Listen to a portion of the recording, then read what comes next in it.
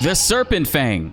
This is one of the sickest long swords in Wuchang, and you don't see a lot of people talking about it simply because it's very easy to miss this weapon. I only have it because luckily I have a backup save file.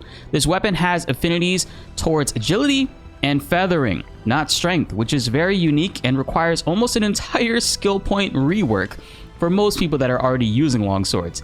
But man, look at this. So satisfying.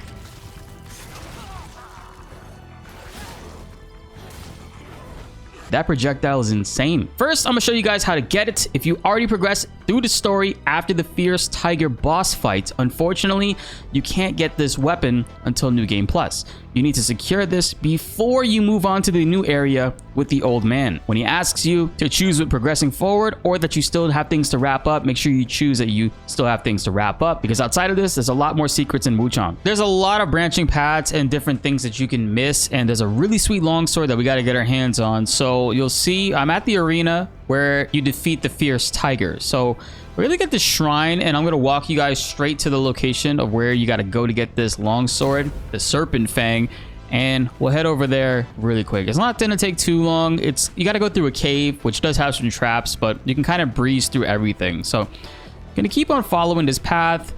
Don't talk to him yet.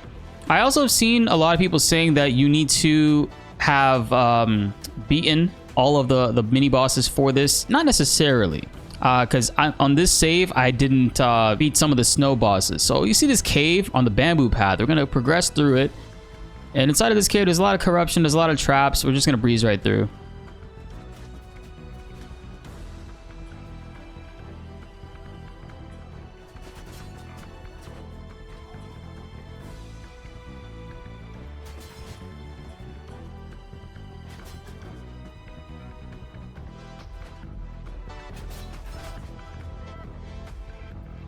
And here it is. We made it outside of the cave and we're on this bridge, and this area is called the Fairy Overlook.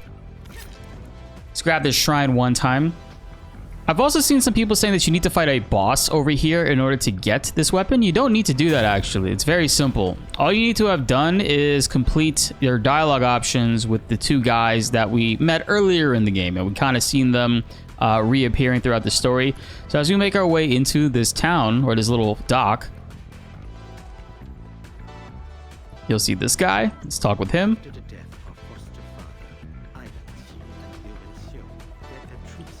You can kind of skip through this. It's just the first line of dialogue here is important, so they don't let you skip through it. So talk with them. Make sure you exhaust all the options. Talk with him here too.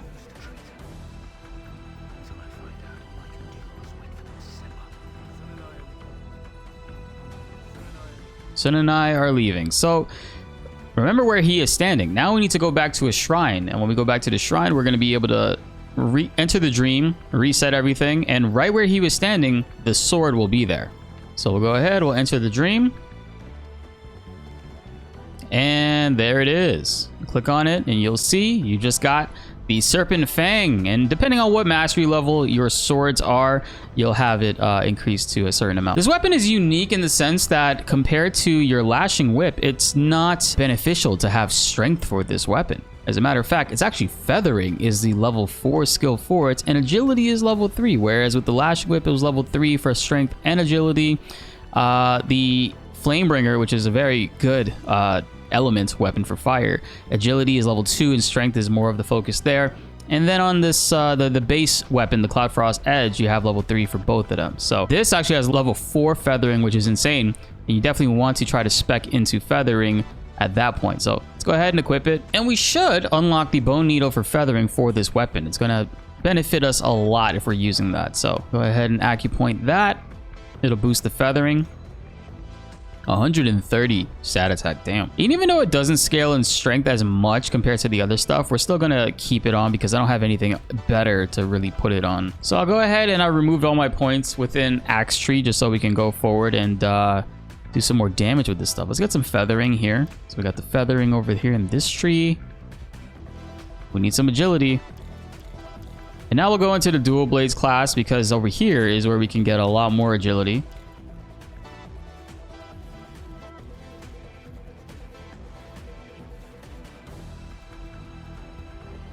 And his weapon is so disgusting. I'm gonna show you guys exactly why this shit is so cool. Watch this dude. Bing! That is such a satisfying spell to use, dude. What? Feathering Wind Strike. I love this weapon so much. It's such a unique, different style compared to what we've been... Well, kind of like what we've always been used to, right? Like, this dude's a more heavy target, so boom, boom, boom. Oh, I didn't show him knock it down. Hey, this actually knocks down enemies. Let's see what the range is on this. I know that there's some enemies over here on this side. Check out the bird.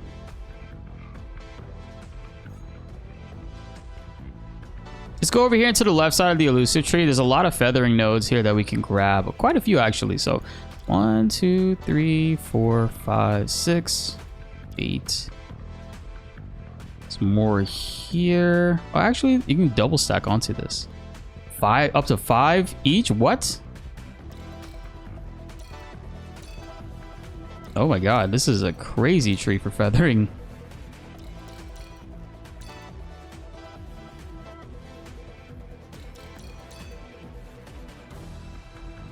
That's some points. This one's good too. Impact. While you're above 50% madness, you gain increased feathering attack power provided your weapon has feathering attack power. So being over 50% madness definitely helps that out. As far as benediction goes, I don't really have anything that directly affects feathering at the current moment. But if you do, I say go for it, guys. We got level 4 feathering on this. We're at 51 total points into that tree. Agility is at 25. We could get more for agility, but obviously feathering scales more for this weapon. But these are the 3 that I have on currently. Skyborn Vigor, Skyborn Ward, and Combo Force. Same goes for pendants. I think I actually get a feathering related pendant later in the game, and since I had to reload my save file for this point, I don't have it. There's actually 2 pendants relating to feathering. There's the first one is the Crimson Pendant. It increases your weapon's feathering attack power. You can find this in the shaft. I'll be linking all of this down below so you guys can click it and find it. And there's also one that you can purchase from the store, the Kylan Pendant. Increases your weapon's feathering attack power at the cost of reducing its physical attack power. So you gain and you lose some, but when you're activating your Temperance and overall abusing the feathering damage, it's quite a lot. It's quite a lot, and that projectile is no joke. And especially the fact that it can knock down enemies that are knocked down or stunned. Then you have your R2 heavy attack charge. You can stun them again after that. It's kind of busted in a lot of ways. It's not going to be the most insane damage build. Don't worry. We're going to have a video coming for that very soon that you guys definitely want to check out. There's some pretty cool benedictions for it. But this offers a very alternate style of play for Longsword, which I really do like. I guess stamina recovery speed is pretty good since I lost a lot of stamina for this build. See if it knocks it down. Oh, it does. Man, that's a really good spell. These dudes are fighting, right? Let's go for the other guy. I think I hit them both. That's so cool. Let's line them up with the enemies here.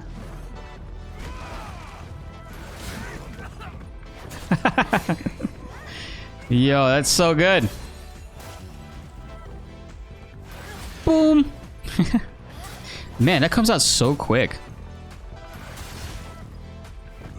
Oh, I wanted to see if that continuously knocks them down. I don't think it does. I'll activate our feathering temperance. 1, 2.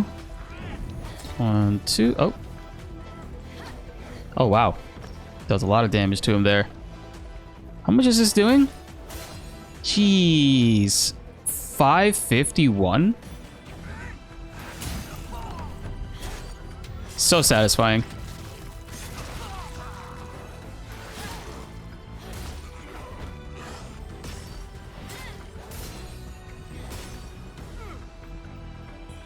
Dang, the feathering scale and damage is pretty good on this.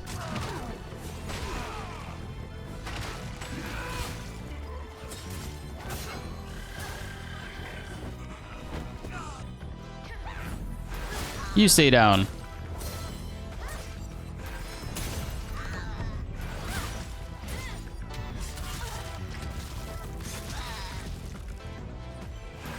Oh my god, this sword is so much fun, guys.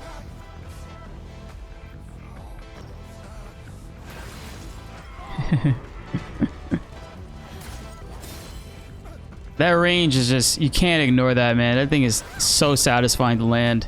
I definitely want to do a New Game Plus run with this entire build, focusing mostly on agility and feathering. We definitely need more skill points in order to do that because I'm kind of spec'd all the way out in strength, which definitely benefits the lashing whip a little bit more. But I see a really fun move set with this one since it is scaled more towards the feathering. The left side tree does give you a lot of feathering to kind of rival whatever it would be that you would have had in strength if you had to respec out of axes and stuff. Good secondary to run with this is definitely dual blades because of the agility, the fact that there's a lot of agility inside of dual blades. So we got our insane damage build coming up next, and you guys don't want to miss that. So be sure to like the video if you enjoyed and subscribe if you are new. More Wuchang videos are on the way and you don't want to miss them. My name is BltzZ, and thanks for watching.